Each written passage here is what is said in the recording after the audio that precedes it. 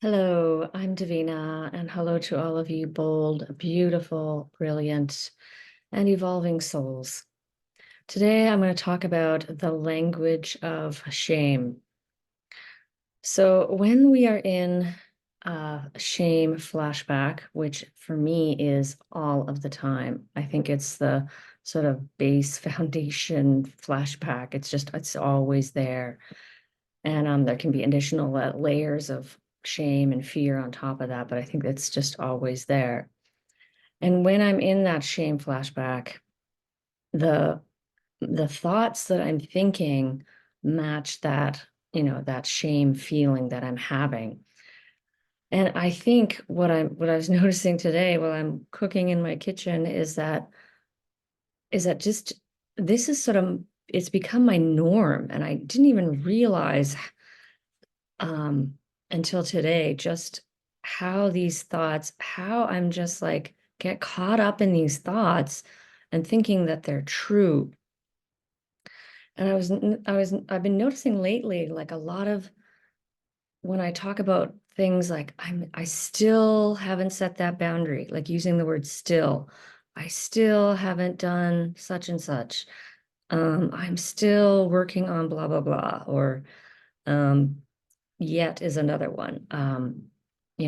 I haven't done such and such a thing yet, or I'm not blah de blah enough yet. So, and a big one that, of course, you probably know of is the big should, and that is a huge one that that just sort of can take over our thinking, and it can be very subtle. Like it can be just sort of in the background, and you may not even realize that that's what you're thinking. And a big one should for me is that I should have a better job. I should be doing better. That's just been in the back of my head for the last few months since I started my new job. And the thing is, I've been believing that it's true. And that's the tricky part. Um, yeah, so more on the language here, and I'll go back to that, sense of believing that it's true. So, yeah, it's this idea of like there's something more that I need or something more that have to do or become. There's always a sense of like more, like I'm never enough, never enough. And again, it can be subtle. So you can get into these thoughts and it can just seem like this is true. Like, but I need to set this boundary and I haven't done this yet. And it's always this be more, do more, have more.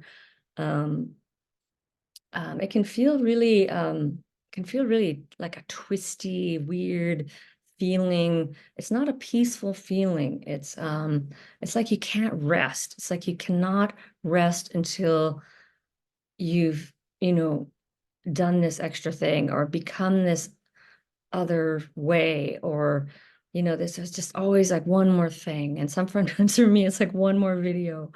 Um, or just I need to be more present or um next I'm thinking about next week at my job and I need to I still need to set that boundary and I don't know, I feel like I need to do this with the little girl and I need to be more like this or um like I'm always, which is sometimes it's not a horrible thing, but it's the energy behind it. It's just like I have to get that done. I need to get to that place. It's always like the goalpost moving forward, and you never get there. You never are enough, and you never sense that you've just arrived, and that you can rest in peace in the moment. And this is the energy of shame. It's just a sense of it's always a future thinking. It's always, what's next and what do I have to do next, um, and it's a very unsettling kind of feeling like, yeah, like this just sense of I can't relax, I can't rest until bloody blah blah is, until I get there, wherever there is.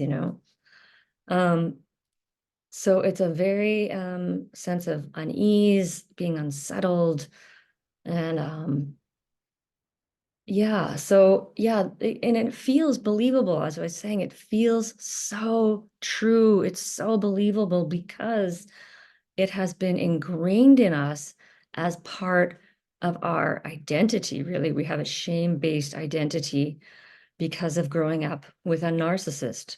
And narcissists are never pleased. And they never, just appreciate you as you are. It's exactly, um, you know, they shame you, right? Of course, all the time about something.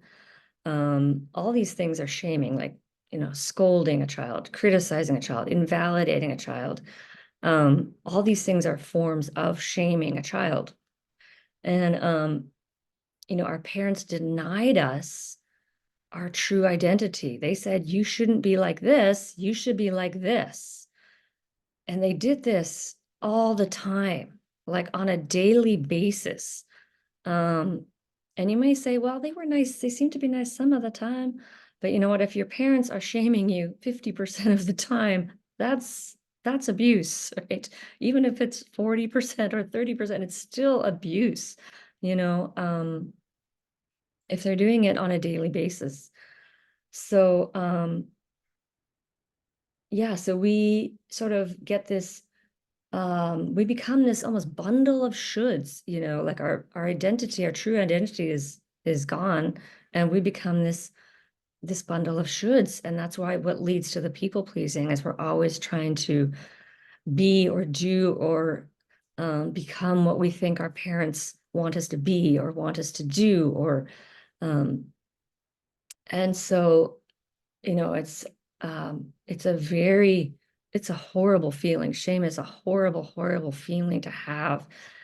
And it takes a long time to unravel it. I've been doing this I think the first time I realized that shame was a feeling and it wasn't really true was like about 4 or 5 years ago, maybe, when I went, wow, this is these thoughts in my head are kind of ridiculous. Because one moment it was saying you're too serious, and the next moment it was saying you're being too silly. And I started realizing, oh, maybe it's not true.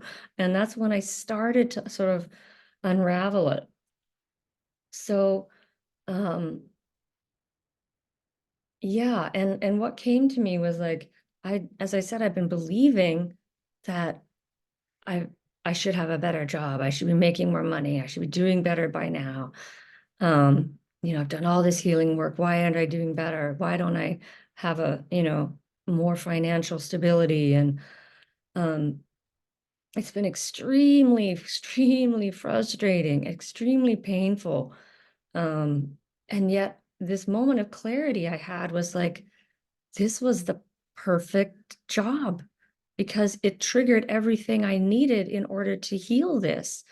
I just went through a huge period of grief, and now, getting more clarity on this shame piece, that this is actually kind of healing is kind of genius. And you can only say this when you look back, because when you're in it, it's just hell. But when you can look back on it and go, wow, that situation brought up exactly what I needed in order to heal and move on to the next thing, which hopefully is in some way a better match for you, and something that's healthier and something where you can be more authentic and where you're more flourishing. And it takes time because, of course, all we do in healing is, attracting these triggers. And we don't, of course, think I'm going to attract this trigger. It just happens. It's just an unconscious process that we don't really have control over. So, and I think a lot of, I was also blaming myself, like, oh, maybe if I should have waited, there could have been a better job, or I kept thinking there must have been something better and I just missed it. And then I started really, no, I couldn't have landed the wonderful, amazing, you know, making X amount of dollars job because there was still all this stuff. And I don't know where this is going, but I really sense that now that I can see like a little bit more clearly at the moment anyway, um, that shame needs to be healed. And the only way we can heal it is to experience it and to feel it and to sit with it. And it's an awful feeling, and when you're in the flashback, I think you kind of need to feel like it's true, because if you don't feel like it's true, you're not going to actually be able to feel that feeling. So those feelings of all the feelings of, um, the shame, the sadness, the fear, they have to feel true in order to feel them. And I have a video, I think, that's called Real But Not True. You could check that out. And I also have a video on lessening shame, and that's also could be something that you'd want to watch. So when you get caught up in that and you can become aware of it, because it's so hard to have that extra little piece of awareness, because it just feels like a tangled yarn that you have to undo or something. It's just um that you can just stop for a moment and just say, what if I'm enough in this moment? What if I'm enough? And it might bring tears to your eyes to ask yourself that question. What if I'm exactly where I need to be? That's another question you can ask yourself. And just let it sink in. What if I'm exactly where I need to be on my journey? What if I'm enough in this moment? So, yeah, I hope that this has brought you, anyway, some sort of validation or insight. Shame is a really, really tough one. It is the most difficult emotion because it's been so attached to our identity. So have a lot of patience. And yeah, as always, wishing you many, many blessings on your journey of healing and awakening. And I am Davina at Boldness Blooming. Thanks for watching.